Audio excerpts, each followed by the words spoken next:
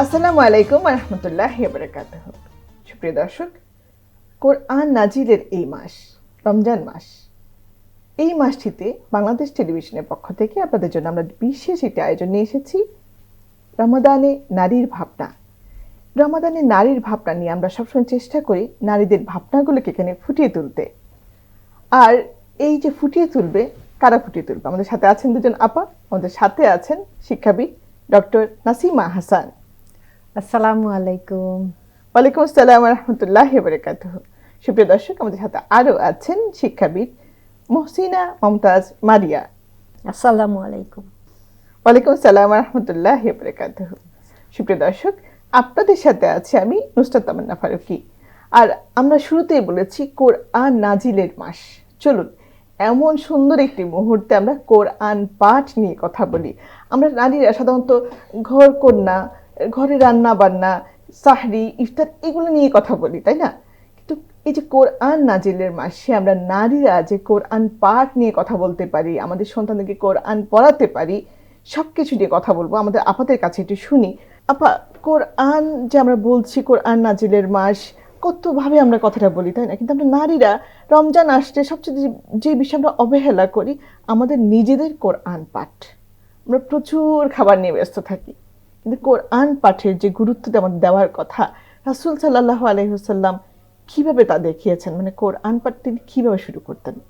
বিশেষ করে রামাদান মাসটা যদি আমরা দেখি, একটি হাদিস থেকে আমরা জানি যে তিনি এমনি খুবই দানশীল ছিলেন, কিন্তু কোরআনের মাসে অর্থাৎ এই রামাদান মাসে তিনি দানশীলতা অনেক বেড়ে যেত এবং কি হতো, তিনি খুব বেশি কোমর বেঁধে লাগতেন নেক আমল করার জন্য। তিনি দানশীল হতেন কেন? কোরআন নাজিলের মাসে তিনি সবচেয়ে বেশি দানশীল হতেন। দানশীল, এবং ওখানে অ্যারাবিকে যে শব্দটা আছে সেটা হলো যে তীব্র বায়ুর মতো, মানে এত দ্রুত তিনি সব দান করতেন, খুব মানে স্পিডে, যেটা আমরা আসলে শিখতে হবে। এবং থার্ড যেটা এসছে যে জিবরাইল আলাইহিস সালাম ওনার কাছে আসতেন, কোরআন শোনাতেন, এবং এটা রামাদানে দোহরাতেন, মানে দোহরানো বলে কোরআনকে। উনি শুনতেন আবার উনি শোনাতেনও, রাসূল সাল্লাল্লাহু আলাইহি ওয়াসাল্লাম শোনাতেন, দুটোই। জিবরাইল আলাইহিস সালামও শোনাতেন, আবার উনিও জিবরাইল আলাইহিস সালামকে শোনাতেন। এবং উনি মৃত্যুর অর্থাৎ ইন্তেকালের আগের যে রামাদান, সেই রামাদানে এরকম দুবার হয়েছিল। পুরো কোরআন আসলে ওনাকে এরকম পর্যালোচনা করা হতো। কাজেই দর্শক মণ্ডলী, বিশেষ করে বোনেরা, আমি বলবো কি যে কোরআনের সাথে আমার সম্পর্কটাই নিরূপণ করবে যে আল্লাহর সাথে আমার সম্পর্কটা কীরকম, এটা আমার মাথায় ঢুকতে হবে। কারণ আল্লাহর সাথে যদি আমি সম্পর্ক গভীর করতে চাই, কোরআনের সাথে আমার সম্পর্কটা গভীরতা থাকতেই হবে। এবং এটাও বলা হচ্ছে, একজন স্কলার বলেছেন যে এমন একটি আয়াত, এমন একটি অনুভূতি নিয়ে আপনি পড়ুন যে পড়ার পর আপনার ওটা পড়ে মনে হচ্ছে যে আল্লাহ যেন সরাসরি আমার সাথে কথা বলছেন। এই ফিলিংটা আমার হয় কিনা কোরআন পড়ার সময়, এটা খুব জরুরি, এটা যাচাই করা।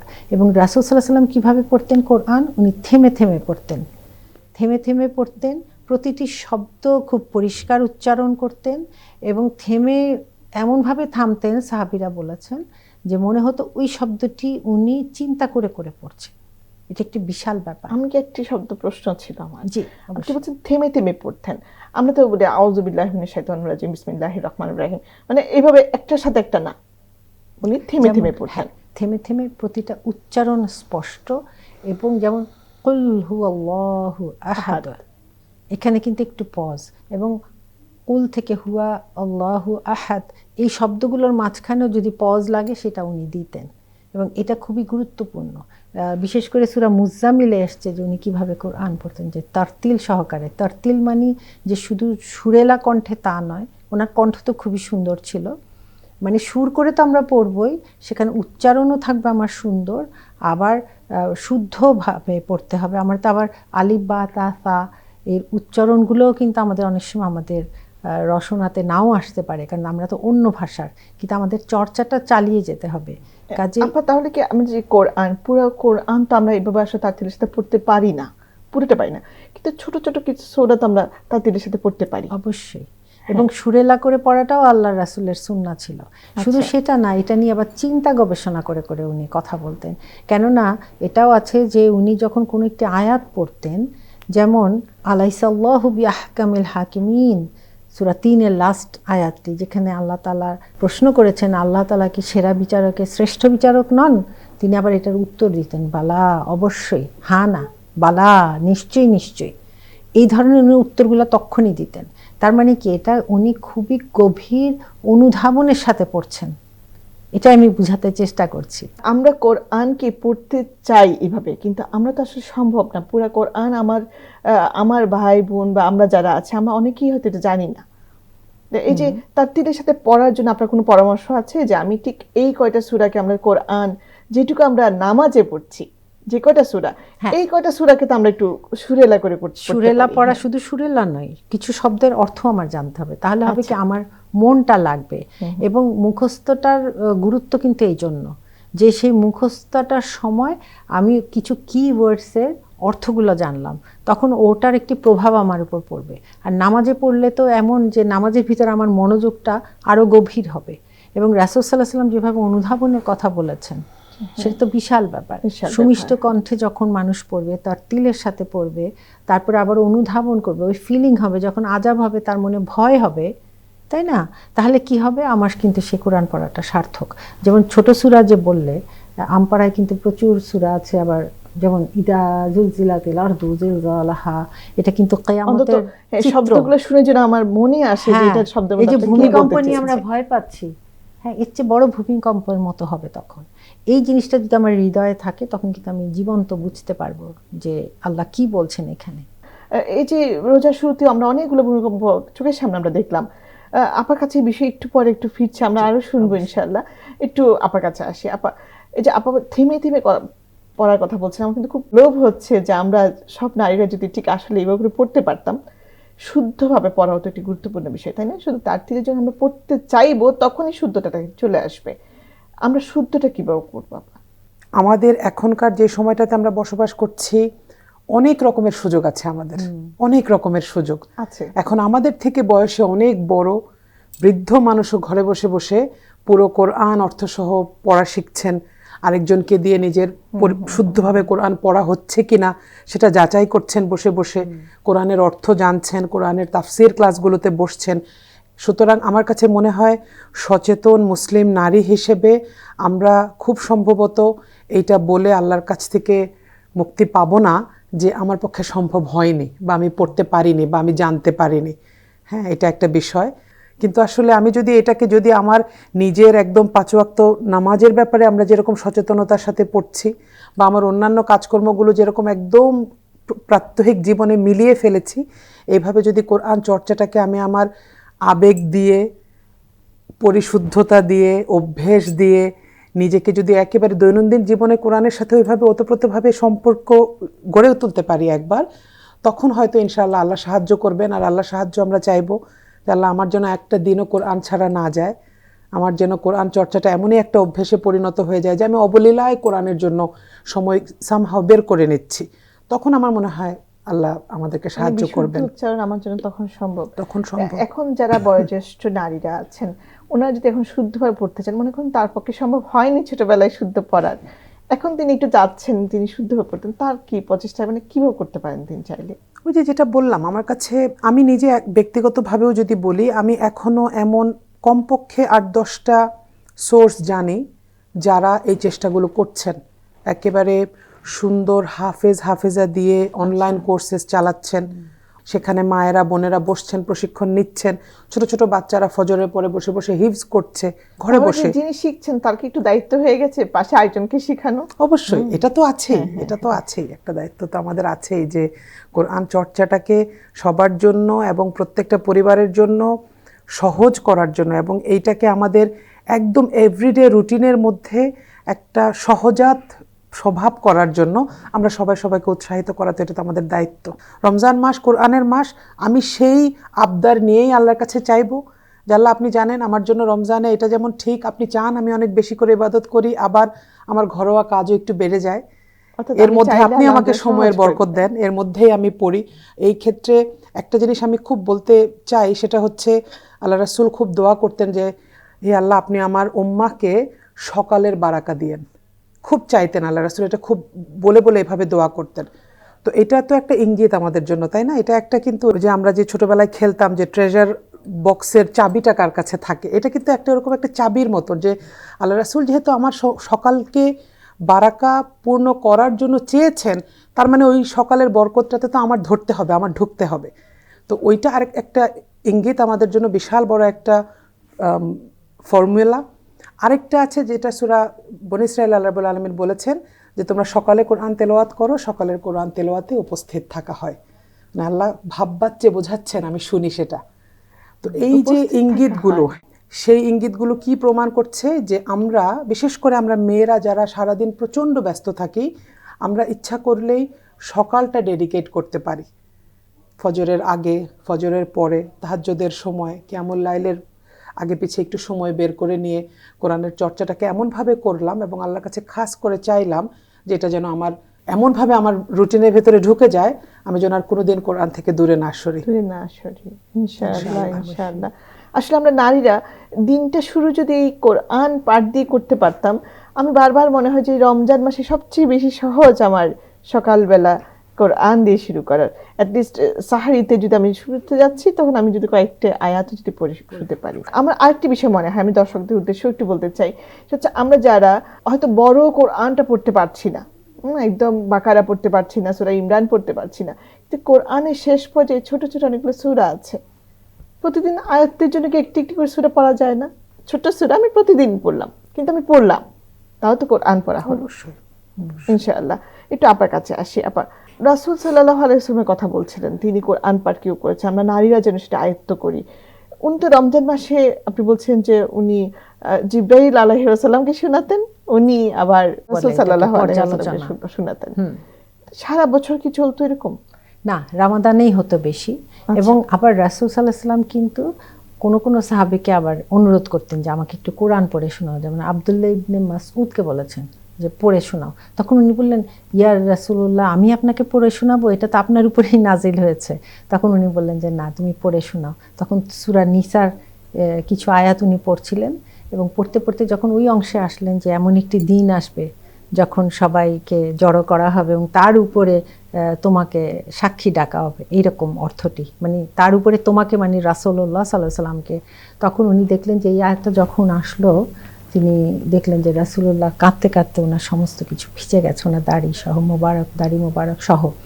তো এটা হলো কি, উনি কোরআন যেমন মন দিয়ে পড়তেন, তেমন ওটা উনি জীবন্ত ছবির মতো দেখতে পাচ্ছিলেন।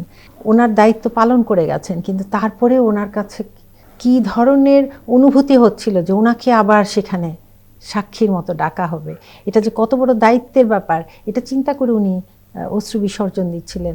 তো এই জন্য দেখি কি, যারা কোরআন বুঝেন, রাসূলুল্লাহ সাল্লাল্লাহু আলাইহি ওয়াসাল্লাম যে নিয়মটা দেখিয়ে গেছেন, সেই নিয়মে পড়লে যাদের কোরআনের সাথে গভীরতা হয়, তাদের কিন্তু সেই ভিতরে বিবেকে একটি ভীষণ রকমের আন্দোলন হতে থাকে। এবং এই জন্য যেন উনি অনেক সময় শাস্তির আয়াত পড়েও কাঁদতেন, এরকমও আছে। তারপর কোনো একটি আয়াত ওনার হঠাৎ ওনার অনুভূতিতে এত বেশি অনুভূতি প্রবণ হয়ে গেছেন যে সারা রাত ধরে ওই আয়াতটি পড়েছেন তাহাজ্জুদে, এরকমও পাওয়া গেছে। ওনার কোরআনের তেলাওয়াত বিভিন্ন সময় বিভিন্ন রকম। এমনও আছে যে সোয়ারির উপরে উঠেছেন, সেখানেও তিনি কোরআনের তেলাওয়াত করতে করতে যাচ্ছেন। দিনে রাতে, বিশেষ করে রামাদানে আয়েশা রাদিয়াল্লাহু আনহা থেকে পাওয়া যায় যে উনি দিনে রাতেও কোরআন তেলাওয়াত করতেন, দিনে কখনো নিচু স্বরে, কখনো উচ্চ স্বরে। তো এই যে ব্যাপারগুলো, এগুলো আমাদের আসলে ওনার জীবনটা আমাদের জানতে হবে। আবার কখনো কখনো হয়তো বলছেন, কোনো হাদিসে পাওয়া যাচ্ছে যে তোমরা যদি কিয়ামতকে, হাসরকে দেখতে চাও, তাহলে সূরা তাকবীর, সূরা শামস, ইনফিতার, ইনশিকাক এগুলো পড়ো। তার মানে কি, আমি যদি একটি জীবন্ত দেখতে চাই কিয়ামতকে, এটা কিন্তু ভবিষ্যতের ব্যাপার, কিন্তু কোরআনের ভাষা এবং তার প্রেজেন্টেশন এরকম যে সত্যিকারের যখন সে বুঝবে, সে কিন্তু ওই দৃশ্য দেখতে পাবে। অর্থাৎ এই শব্দগুলো শুনলে আমরা নারীরা যেন বুঝতে পারি যে এখানে কিয়ামতের কথা বলা হচ্ছে, এখানে জাহান্নামের কথা বলা হচ্ছে, এবং কিছু শব্দের সাথে যেন আমরা পরিচিত হয়ে যাই। এবং আরেকটি ব্যাপার আমি এখানে উল্লেখ করি, যে একটা রিফ্লেকশন সাহাবীদের মধ্যেও ছিল, বিশেষ করে একদম মাক্কি যুগে অত্যাচারের যে সময়টা। আমরা জানি যে বেলাল রাদিয়াল্লাহু আনহুকে উত্তপ্ত বালিকণার উপরে শোয়ানো হতো এবং ওনার পুরো ফোসকা পড়ে যেত এবং উনি খুবই কষ্ট পেতেন। কিন্তু ওই সময় ওনাকে ওনার মালিক এসে বলতো যে তোমার রবকে বলো, উনি তখন কিন্তু বলতেন যে আল্লাহর কথা, এবং শুধু আহাদ আহাদ, কুল হুয়াল্লাহু আহাদ, এই আল্লাহর এই আহাদ নামটি জপে জপে উনি সেই নির্যাতনের সময় ঈমানকে দৃঢ় রেখেছিলেন। তা আমি বলবো যে এই আহাদ শব্দটা আমরা কত অনায়াসে পড়ে যাই, বাচ্চাকেও পড়াচ্ছি, নিজেরা কত শতবার নামাজে পড়ে গেছি, কিন্তু যেই শব্দটি জিকির করে করে আল্লাহর নবীর এই সাহাবী, মানে এটা কত বড় প্রভাব নবীর, আমি বলবো যে ওনার তেলাওয়াতে এবং শিখায় যে একজন যিনি দাস ছিলেন, যাকে বলা হয়েছে নিকৃষ্ট ধরা হতো, তিনি কিভাবে টিকেছিলেন ওই ধরনের একটি নির্যাতনের মুহূর্তে এবং একটুও ঈমান থেকে সরে দাঁড়াননি। অর্থাৎ কোরআনকে যদি আমরা ধারণ করতাম অনেক বিপদে, কিন্তু আমরা ঠিক এইভাবে কোরআনকে একটু দুলান আয়াত তেলাওয়াত করেও কিন্তু মনের মধ্যে যে প্রশান্তি সেটা কিন্তু আমরা পেতাম। আর এবং আরেকটা দুটো এক্সাম্পল দিয়ে আমি শেষ করি, সেটা হলো একটিতে আছে যে এরকম আমরা যদি দেখি কাবা শরীফের ইমামরা যখন পড়েন, ওনারাও কিন্তু এক এক জায়গায় যে কাঁদতে কাঁদতে আটকে যান, আয়াতের পরবর্তীটা আর যেতে পারেন না। এরকমও আছে যে হয়তো পড়ছেন যে যারা জুলুম করেছে নিজের উপর, কিন্তু তোমরা আল্লাহর রহমত থেকে নিরাশ হইও না, এরকম আছে। হ্যাঁ, আল্লাহ তো আসলে গুনাহ মাফ করে দেন যদি সেভাবে চাইতো, কিন্তু এই আয়াতটা পড়তে যে দেখা যাচ্ছে উনি পরবর্তী শব্দে যেতেই পারছেন না। মানে উনি সেখানে আল্লাহর রহমতের বিরাটত্বকে এতটাই বুঝতে পারছেন যে এটা উনি নামাজে লাইন বলেছেন। আমার দর্শকের জন্য এটা অনেক বড় একটা মেসেজ যে কোরআনের ভিতরে কথাটা বলা আছে, তুমি যদি গুনাহ করেও ফেলো তোমার হতাশ হওয়ার কিছু নাই, তোমার আল্লাহ তোমার জন্য ক্ষমা রেখে দিয়েছে। হ্যাঁ, সেই ক্ষমার পথে আমি আসছি কিনা, চমৎকার কথা, সেইভাবে আসছি কিনা। আমরা কোরআন পড়ছি কিন্তু আমরা জানি না আমার জন্য আল্লাহ এত মেসেজ এখানে রেখেছেন যে হে বান্দা তুমি যদি গুনাহ করেও ফেলো তুমি আমার কাছে ক্ষমা চাও, আমি তোমাকে ক্ষমা করে দিব। ইচ্ছাকৃতভাবে আমাদেরকে জাহান্নামে দিবেন না, উনি চাচ্ছেন আমরা জান্নাতের দিকেই দৌড়াই। কোরআনেই আছে যে দৌড়াও সেই জান্নাতের দিকে যার পরিসীমা হলো আকাশ জমিন ব্যাপী, এত বড় বিস্তৃত আছে। এরকম কিছু ইম্পর্টেন্ট লাইন যদি আমার জনসাধারণ, আমরা যারা বুঝতে পারছি না, আমরা কোরআনের এরকম ইম্পর্টেন্ট কিছু লাইনও পেতাম, তাহলে কিন্তু সারাদিন আমরা নারীরা গুনগুন করে কোরআন তেলাওয়াত করতাম। একটা ছোট্ট ঘটনা বলি এখানে, মুফতি মেনক অনেকেই নাম শুনেছেন, নাম করা স্কলার। উনি একবার ওনার আরো ইয়াঙ্গার বয়সে আফ্রিকায় একটি জায়গায় ওনাকে দাওয়াত দেওয়া হলো, দাওয়াত উনি স্পিচ দিবেন, তো ওনাকে নিয়ে গেল, বলছেন যে ওরা খুবই পুয়ার ওই কমিউনিটিটা, তো হচ্ছে কোনো মতে তারপর উনি ওনার নিজের টাকায় সেখানে গেলেন আফ্রিকার ওই জায়গাটিতে, তারপরে উনি অনুষ্ঠান করলেন, সবাই আসলে ওনাকে অনেক যত্ন করলো এবং শেষে বললেন যে আপনি যে এসেছেন কিছু তো দিতে পারলাম না, আপনাকে একটি কোরআনের আয়াত দেব। সেটা কি? ওয়ালা সাওফা ইউতিকা রাব্বুকা ফাতারদা, খুব শিগগিরই তুমি কি হবে, আল্লাহ তোমাকে দিয়ে দিবেন, অনেক কিছু দিবেন এবং তুমি সন্তুষ্ট হয়ে যাবে। তুমি বলছেন যে এরপরে আমার যে বারাকা আসলো বলার মতো না, ওরা আমাকে একটি কোরআন দিয়েছিল, কারণ ওরা এত এত গরিব কমিউনিটি ছিল। তো ওইটা যখন পড়লাম আমার কান্না এসেছিল যে একটা আয়াত তো গিফট করে মানুষ, তাহলে তখনকার দিন মোহরানার জন্য কোরআনের কতটুকু মুখস্থ করেছে এটাই বলা হতো। মানে আমি বলছি না এখন নারীকে যে মোহরানার জন্য কোরআন মুখস্থকে কতটুকু করেছে সেটা মোহরানা হোক, আমি বলছি যে কোরআনের মহাব্বত আমি তো মনে করি আপার কাছ থেকে আমরা যেভাবে শুনছি, হ্যাঁ আমরা কিন্তু পাড়ার মধ্যে বসে করে একটা লাইন নিয়ে কথা বলতে পারি, তাই না? আপনার কাছে একটু আসি তাহলে, এই যে আমাদের পরিবারের মধ্যেও যদি আমরা এই চর্চাটা চালাতে চাই, যে আপা বলছেন আমরা শুনছি, পরিবারে একজন বললো সবাই শুনলো, তো অনেক বাজে বিষয়, বাজে গল্প, ঝগড়াঝাটি থেকে কিন্তু আমরা সরে আসতে পারতাম। অবশ্যই যে কোরআনকে গবেষণা করে অনেক অনেক কিছু আবিষ্কার করা হচ্ছে, সে কোরআন কিন্তু আমার ঘরে আছে, আমি কিন্তু পড়ছি না, হ্যাঁ আমি গুনগুন করে গান করছি, আমি সেই জায়গায় কিন্তু সূরা ফাতিহা গুনগুন করে গাইতে পারতাম, আমি কুল হু আল্লাহ গুনগুন করে গাইতে পারতাম। আমার পরিবারে যে আমি এই চর্চা বাড়াতে চাই, কি করতে পারি? আমরা আল্লাহর মনোনীত খলিফা হিসেবে পরিবারের নারীরা পরিবারের পুরুষদের মতনই দায়িত্বশীল। কোনো দিক থেকেই কিন্তু আল্লাহ রাব্বুল আলামিন আমাদেরকে এটা বলেন নাই যে শুধু তোমার পরিবারের যারা অভিভাবক আছেন, পুরুষরা আছেন, তারাই আমার খলিফা, তাদের ঘাড়েই সব দায়িত্ব, তুমি শুধু সংসার করো, তোমাকে এই জন্য কিছুটা ছাড় দেওয়া হবে না। তো এই জন্য আমার কাছে মনে হয় এই সেন্সটা যে আমার পরিবারের একজন খলিফা হিসেবে আমি ইকুয়ালি রেসপন্সিবল। হ্যাঁ, আমার পরিবারে যখন কোনো ফাহাশ হবে, কোনো মন্দ কাজ হবে, আমার পরিবারে যখন কোনো শত্রুতা হবে, কোনো অন্যায় হবে, কোনো ইসলাম বিরোধী কাজ হবে, সেটার জন্য আল্লাহ আমাকেও একইভাবে দায়িত্বশীল করেছেন যতখানি আমার হাজব্যান্ডকে করেছেন বা আমার পরিবারের যে কোনো পুরুষ সদস্যকে করেছেন। এইটা আমার মাথায় প্রথমে ঢোকাতে হবে। তাহলে একজন খলিফা হিসেবে আমার পরিবারে কোরআনের চর্চা, ভালো ইবাদতের চর্চা, ভালো কাজের চর্চা, সৎ কাজের জন্য একজন আরেকজনকে আগ্রহ, উৎসাহ, প্রেরণা এবং সাহায্য করার চর্চা, সব কিছু ইকুয়ালি আমাকেও এটার জন্য কষ্ট করতে হবে। এরকম হতে পারে যে আমি হয়তো মনে করছি যে আমি কাজ করছি, এই ফাঁকে একটু করে কোরআন তেলাওয়াত করলাম, একটু গুনগুন করে সুন্দর করে তেলাওয়াত করলাম, আমি মেয়ে মানুষ, আমার অনেক কাজ, আমি ছোট ছোট সূরাগুলো পড়লাম, কিন্তু এটা আসলে আমার মূল দায়িত্বটাকে ছোট করে দেখা হচ্ছে, আমি মনে করি এটাকে। হ্যাঁ, এখানে আমাকেও কোরআনের সাথে আমার পরিবারকে এমনভাবে জুড়ে দিতে হবে এবং এই জন্য আমার ঘাম, আমার শ্রম, আমার দোয়া, আমার চেষ্টা কোনো জায়গায় কোনো কমতি করার কোনো সুযোগ নাই। আমার পরিবারে যখন দেখবেন ছোট ছোট বাচ্চারা যেটা হয়, বাসার নিচ দিয়ে যখন ফেরিওয়ালারা যায়, ওরা ওইগুলো কপি করে করে বলে, নিজেরা নিজেরা রিপিট করার চেষ্টা করে। মোবাইলের রিংটোনে যদি কোনো গান থাকে, বারবার যখন শুনে সেটা ওরা রিপিট করার চেষ্টা করে। তো এটা খুব স্বাভাবিকভাবে আমরা বুঝতে পারি যে যেই পরিবারে তাহলে কোরআনের চর্চা থাকবে, তারা হয়তো ইউটিউবেও কোরআন ছেড়ে সবাই মিলে শুনছে। মা হয়তো কিচেনে যখন কাজ করছেন ফোনে একটা কোরআনের কিছু ছেড়ে মুখস্থ করার চেষ্টা করছেন এবং সাথে সাথে কাজ করছেন। হয়তো ফ্রিজে একটা কোরআনের আয়াত লাগিয়েছেন যেটা উনি মুখস্থ করতে চাচ্ছেন, বারবার আওড়াচ্ছেন।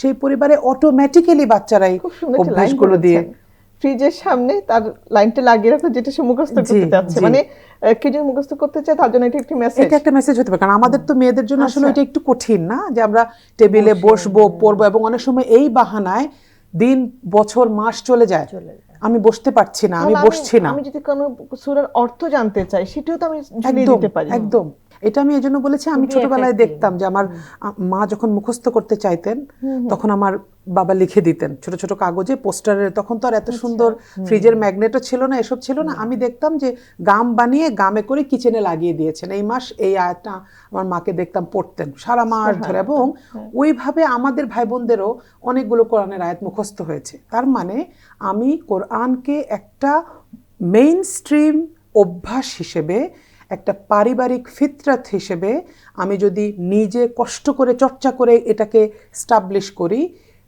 করতে হবে, কারণ এটা আমার খলিফা হিসেবে এটা আমার দায়িত্ব। আমার পরিবারের ব্যাপারে আমি দায়িত্বশীল, আমি আমার পরিবারের ব্যাপারে জবাবদিহি করতে হবে আল্লাহর কাছে। সেইটা মনে রেখে আমি যখন করব তখন ইনশাআল্লাহ আল্লাহ বরকত দিবেন। আর আরেকটা কথা যেটা আপা খুব সুন্দর করে বলেছেন যে কোরআনের অর্থগুলো অনুধাবন করা, এটার জন্য তো পড়াশোনাটা দরকার, তাই না? আমি যখন ফিল করব যে আমি কোন আয়াতটা পড়ছি, আমি এটা কেন পড়ছি, তখন অটোমেটিক্যালি আমার সাথে কোরআনের একটা ইমোশনাল বন্ড হবে, এবং সেটা যখন হবে তখন অটোমেটিক্যালি আমার জীবন থেকে অনেক অর্থহীন কাজ, আমার জীবন থেকে অনেক আল্লাহ পছন্দ করেন না এমন স্বভাব, এমন কিছু ঝরে যাবে। কারণ আমি তো বুঝতে পারছি আল্লাহ আমাকে কি বলছেন, প্রতিনিয়ত সেটা বোঝার চেষ্টা করছি, তাই না? এই জন্য আসলে এই সম্পর্কটা খুব বেশি, এটার পেছনে শ্রম দেওয়া উচিত অনেক বেশি। অন্তত এই রমজান মাসে যখন কোরআন নাজিল হয়েছে সেই মাসটিতে অন্তত আমরা যেন গুনগুন করে কোরআন তেলাওয়াত করি। আসলে সময় শেষ হওয়ার কারণে শেষ করতে হচ্ছে না, হয় এমন একটি বিষয় শেষ হওয়ার মানে করতে ইচ্ছে হচ্ছে না আপা, সময় শেষ হওয়ার কারণে বিদায় নিতে হচ্ছে। ধন্যবাদ মারিয়া আপা, সেই সাথে ধন্যবাদ জানাচ্ছি নাসিমা আপাকেও।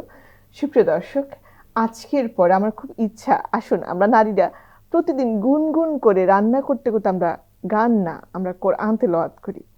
বেশি না, যে আপা একটু আগে বলছিলেন যে আমরা যেটা মুখস্থ করতে চাই সেটা লিখে আমাদের ঘরের চারদিকে আমি টাঙিয়ে দিতে পারি। আমরা সে আয়াতটি গুনগুন করে গাইতে গাইতে আমরা রান্না বান্না করবো ইনশাআল্লাহ। দেখা হবে আগামী আয়োজনে। সে পর্যন্ত সবাই ভালো থাকুন, সুস্থ থাকুন।